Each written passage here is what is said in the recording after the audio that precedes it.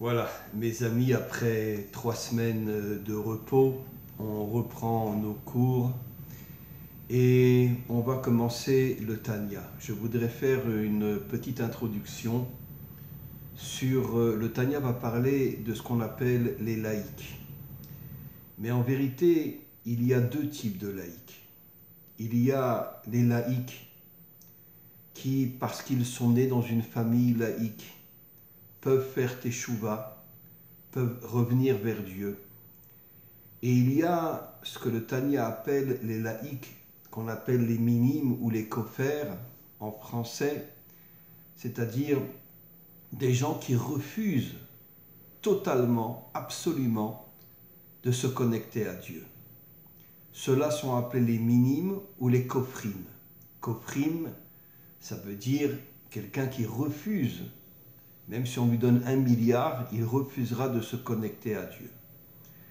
Et ceux-là sont les plus dangereux, parce qu'il y a effectivement énormément de laïcs dans le monde, mais le Zohar explique que dans le Ham Israël, aujourd'hui, malheureusement, il y a presque 80% de laïcs, mais pratiquement tous les laïcs feront teshuva au moment de la délivrance finale quand le Mashiach se dévoilera. Parce que ce ne sont pas des vrais laïcs. Ils sont nés dans une famille qui ne croyait pas en Dieu, mais ils peuvent revenir vers Dieu. Et donc, encore une fois, il y a deux types de laïcs. Le laïc qui peut faire teshuva et le laïc qui, lui, ne veut absolument pas faire teshuva et malheureusement, il descendra en enfer, ce qu'on appelle en hébreu le Gehinnom, et il ne reviendra plus jamais du Gehinnom. En vérité, je voudrais expliquer quelque chose de plus profond. Comme on le sait, le Zohar l'explique, dans ce monde, il n'y a pas que des êtres humains. Quand Adam s'est séparé de son épouse pendant 130 ans, Lilith, qui était un démon, venait dans sa chambre tous les jours et ils avaient des relations. Elle mettait au monde des démons. Qui peut croire que Hitler était un être humain? Évidemment que c'était un démon, qui avait une forme humaine, mais c'était un démon, bien évidemment. Et il y en a beaucoup d'autres comme ça. Et donc, pendant 130 ans, Adam et Lilith ont mis au monde des centaines et des centaines de démons. Et en vérité, quand le Tanya appelle un laïc un mine ou un kofer, il fait allusion au fait que ce n'est pas un être humain. Ce sont des démons qui ont pris une forme humaine, qui sont descendus dans ce monde, et toute leur intention est de déconnecter le monde de Dieu et de faire tomber le monde dans toutes les saletés de ce monde, dans la corruption, la débauche, l'idolâtrie, etc. C'est ça toute leur mission. Et pourquoi Hitler a tué 6 millions de juifs? Parce que c'était un démon, c'était pas un être humain. Et donc, même si dans ce monde la majorité sont des êtres humains, malheureusement, on est dirigé par une grande majorité de démons qui se font passer pour des hommes politiques, etc., etc., où toute la finance, ce sont en vérité des démons, comme le dit le Zohar, et c'est la raison pour laquelle on se soumet à toutes ces forces obscures, et malheureusement la grande majorité des êtres humains tombent dans la corruption, dans la débauche et dans l'idolâtrie. Quand je parle de l'idolâtrie, je parle du culte de la matière, parce que je ne parle pas de l'idolâtrie qu'il y avait il y a quelques siècles, où c'était le culte des statues, etc. Je parle le culte de la matière, c'est ça l'idolâtrie. Et je voudrais revenir sur une notion importante. Moi-même, mes parents étaient complètement laïcs. Mon père a perdu toute sa famille à Auschwitz, ma mère a perdu aussi toute sa famille à Auschwitz. Et ils ont grandi en se disant, bon, nous on ne croit plus en Dieu. Pourquoi? Parce qu'avec toutes les catastrophes qui s'est passées dans le monde, N'oublions pas que pendant 6 ans, la Deuxième Guerre mondiale, il y a eu 50 millions de morts, sans compter les Juifs qui sont morts dans les camps de concentration. Et donc, c'est la raison pour laquelle mes parents ne croyaient plus en Dieu. Et bon, malheureusement, on ne mangeait pas cachère, on ne faisait pas Shabbat, etc. Et moi, j'ai eu le bonheur de faire Teshuva à l'âge de 16 ans. Et j'ai ramené toute ma famille, ainsi que mon frère. Et aujourd'hui, ils sont tous très, très religieux. Bon, je parle de ma mère parce que mon père est décédé du cancer il y a quelques années déjà. Mais ils sont tous très religieux aujourd'hui et leurs enfants sont très religieux. Mon frère a des enfants exceptionnels. Et donc, ce n'est pas un vrai laïc. Un laïc qui fait teshuva, tout simplement, il a été éduqué par des parents qui eux-mêmes ne respectaient pas Dieu. Mais c'est très facile de les ramener vers Dieu quand un des enfants fait teshuva. Et c'est pour ça que mes parents sont revenus vers Dieu et mon frère aussi. Donc, en vérité, il faut faire la différence entre les laïcs qui sont des êtres humains et eux, au moment de la délivrance finale, feront tous teshuva. Et le laïc qui lui est un démon, qui prend une forme humaine, qui lui n'a aucune intention de faire teshuva et tout son but, c'est de faire tomber le monde, encore une fois, dans la corruption, dans la débauche et dans l'idolâtrie. Voilà, on va commencer notre Tanya. On est dans le chapitre 2, dans le Sha'ar HaYichud Ve'Haemuna, c'est-à-dire la porte de l'unité et de la confiance en Dieu. Ve'ine mikan teshuvat aminim ve'gilui shoresh ta'utam akofrim. Donc, il parle des minimes et il parle des kofrim, qui encore une fois sont des démons déguisés en êtres humains. Ve'ashgacha pratit ou be'oto mofti ma Torah. Ces gens-là détestent la Torah. En vérité, ils détestent la Torah, mais ils détestent Dieu, parce que ce ne sont pas des êtres humains. Shetoim bedimyonam. Ils se trompent complètement. Parce que comme ce ne sont pas des êtres humains, ce sont des créatures monstrueuses, et donc ils n'ont absolument pas d'intelligence, ils sont complètement déconnectés de Dieu. À Kosev shemedamim maaser Hashem ose shamaim va'aretz. Et ils refusent de croire que Dieu a créé le monde. Les maase enosh ve'tarbulotav ki ka'asher yotze letzoref keli. Et le Baal HaTanya explique en vérité, le monde n'a pas été créé par Dieu, le monde est venu tout seul. C'est-à-dire que ou bien il a toujours existé, ou bien il est venu mais sans l'aide de Dieu. Et il explique quelque chose d'extraordinaire. Comme un homme qui construit un keli, qui construit quelque chose. Soit il construit une maison, soit il construit des ustensiles, etc. En vérité, il se sert de quoi? Pour construire une maison, il faut des pierres. Pour construire un keli, il faut soit de l'or, soit de l'argent, soit du fer. Il faut quelque chose. Ça veut dire que la matière existe déjà. Et lui ne fait que transformer la matière en ustensile, où il prend des pierres et il construit des maisons. Mais en vérité, toute la construction se fait grâce à des choses qui existent déjà.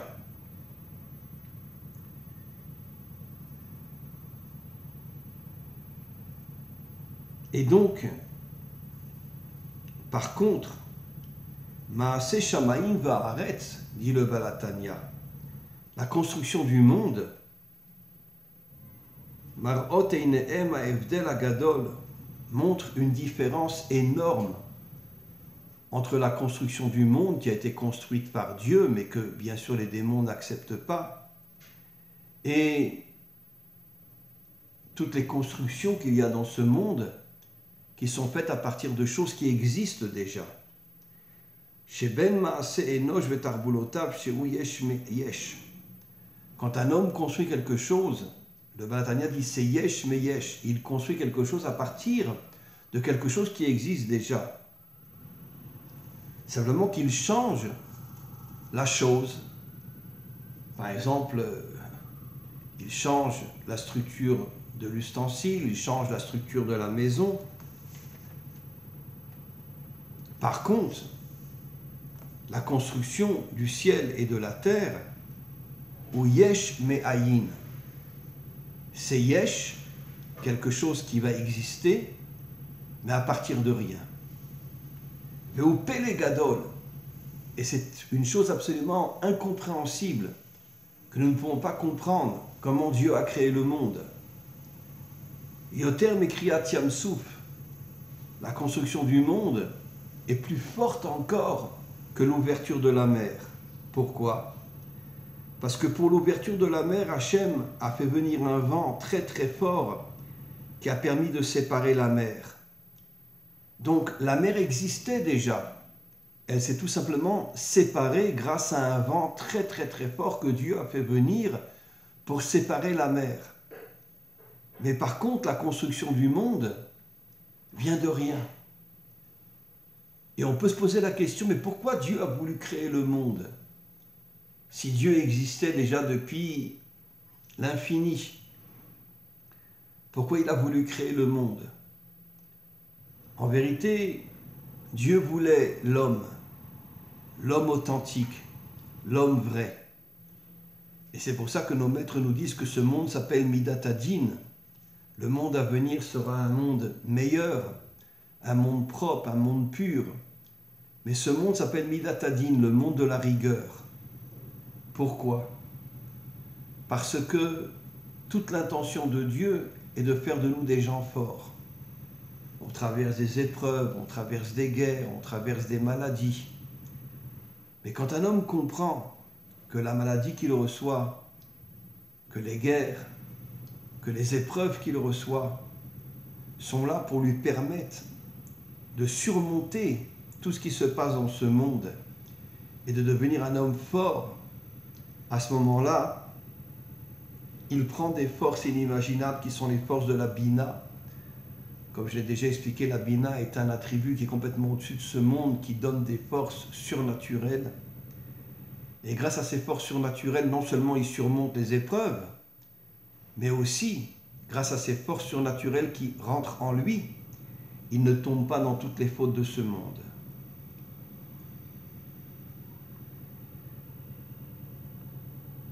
Et donc, le Baal HaTanya explique que, en vérité, l'ouverture de la mer, c'est tout simplement un vent qu'il a ouvert. Mais la création de ce monde est quelque chose qui vient à partir de rien. Alors, je vais essayer d'expliquer qu'est-ce que ça veut dire à partir de rien. En vérité, comme on le sait, sauf l'homme, Dieu a créé le monde à partir de la parole. Vayomer Elohim, Vayomer Elohim. Pourquoi Elohim et pourquoi pas Hachem? Parce que Elohim représente la rigueur. Et Dieu voulait que ce monde soit un monde de rigueur. On le sait, les maladies, les épidémies, les guerres, les souffrances individuelles que chacun traverse. En vérité, nos maîtres nous disent que quand un homme n'est pas un être humain, il n'a pas d'épreuve. Il vit dans l'argent, il vit dans la débauche, il vit dans l'idolâtrie, etc. Mais un homme authentique, lui, a des épreuves pour faire de lui un homme fort. Et donc, le monde a été créé à partir de la parole de Dieu. C'est quoi la parole de Dieu? Nos maîtres expliquent que c'est en vérité la Torah. C'est-à-dire qu'en vérité, le monde a été créé à partir de la Torah. Et c'est la raison pour laquelle, au moment de la délivrance finale, les 70 nations adamiques retrouveront la Torah. Je sais, je l'ai déjà expliqué, quand Dieu a proposé la Torah à Israël, il ne l'a pas seulement proposé à Israël, il l'a proposé aux 70 nations adamiques. Mais leurs dirigeants, qui étaient des monstres, déguisés en êtres humains, ont tout fait pour empêcher les peuples, les 70 nations adamiques, de recevoir la Torah. Mais qui c'est qui dit qu'Imitzion Tetze Torah Udvar Hashem Yerushalayim, que la Torah sortira de Tzion et la parole de Dieu à Jérusalem? Ce sont les 70 nations adamiques qui le disent, ce ne sont pas les Juifs. Et eux retrouveront la Torah. D'ailleurs, je l'ai déjà expliqué dans le mot 70. 70, c'est la valeur numérique de Sod, le secret. Et qu'est-ce qui se cache à l'intérieur des 70 nations adamiques? Et qu'est-ce qui se cache à l'intérieur du peuple juif? Ce qu'on appelle le Or Haganouz, la Torah cachée. Cette Torah est à l'intérieur des 70 nations adamiques. Et le Mashiach redévoilera cette Torah et leur donnera la Torah. Pareil pour le Ham Israël qui aujourd'hui dans sa grande majorité est laïque, mais ce n'est pas des monstres, ce sont des êtres humains qui reviendront vers Dieu, comme les Bnei Adam. Et donc, en vérité, cette lumière qui est cachée à l'intérieur des 70 nations adamiques, 70 veut dire Sod, le secret, cette Torah se cache en eux. D'ailleurs, moi-même, j'ai énormément d'élèves qui sont des Bnei Adam et je vous avoue qu'ils ne font qu'étudier la Torah, ils mangent kasher, etc. C'est inimaginable ce qui se passe dans ce monde. Bien sûr, ils recevront la Torah, donc forcément ils mangeront kasher, etc. et beaucoup d'autres mitzvot qu'ils accompliront. Pourquoi? Parce qu'on est tous des descendants d'Adam et Ève. Et n'oublions pas que Adam et Ève, avant leur faute, ils étudiaient la Torah. Parce qu'ils avaient compris que le monde avait été créé avec la Torah. Et j'irai même plus loin. Pas seulement les 70 nations adamiques étudieront la Torah. Mais en vérité, même ceux qui ne sont pas des descendants d'Adam et Ève, mais qui ne sont pas des démons, qui ne sont pas des monstres, même eux étudieront la Torah. Le monde entier reviendra vers Dieu. Le monde entier comprendra que le monde a été créé avec la Torah. Et c'est quelque chose d'absolument extraordinaire, quelque chose d'absolument exceptionnel. Mais en vérité, c'est quoi la Torah? La Torah, c'est la parole de Dieu. Ça veut dire qu'en vérité, que quand Dieu a créé le monde, il l'a créé avec des paroles de Torah. Et c'est la raison pour laquelle nos maîtres nous disent que la Torah, elle appartient au monde de Hatzilut. C'est-à-dire le plus haut des mondes, un monde complètement spirituel dans lequel il n'y a pas de mal.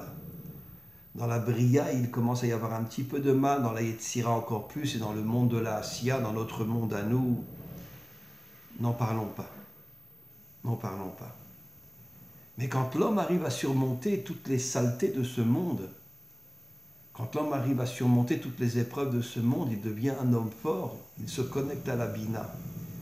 Et d'ailleurs, regardez, si vous prenez les 70 nations adamiques, et vous prenez Israël, ça fait 71. 7 et 1, 8. 8, c'est la Bina. Ça veut dire que tout le but des 70 nations adamiques et d'Israël, c'est de se connecter à la Bina, de ne plus tomber dans toutes les fautes de ce monde, de devenir des hommes forts, des hommes connectés à la Bina. Et donc, je voudrais conclure en disant la chose suivante. Mes amis, il faut comprendre que ce monde n'est pas un monde facile. Le monde tombe de plus en plus. Nos maîtres nous disent que juste avant la délivrance finale, le monde va tomber complètement. Dans la débauche, dans l'idolâtrie, dans le culte de la matière. L'idolâtrie, c'est le culte de la matière. Et aussi dans tous les fantasmes de l'idolâtrie et de la corruption. Mais nous devons essayer de ne pas tomber. Et comment? En se connectant à la Bina, mais par quels moyens? Comme on le sait, dans le corps, il y a le Nefesh, qui correspond à la royauté de Dieu. le roar qui correspond à une certaine manière à une forme de prophétie, et la neshama qui correspond à la bina. Comment nous pouvons arriver à nous connecter à la bina? Eh bien, c'est très simple, en étudiant la Torah.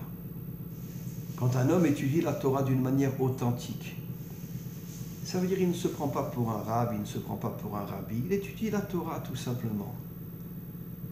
Et il y a tellement de gens qui étudient la Torah d'une manière humble, d'une manière simple dans ce monde. Et pas seulement Israël, les Bnei Adam aussi. Quand un homme étudie la Torah d'une manière authentique, à ce moment-là, il se connecte à sa neshama, et la neshama est au niveau de la bina. C'est pour ça, mes amis, mes frères, que c'est très très important d'étudier la Torah tous les jours.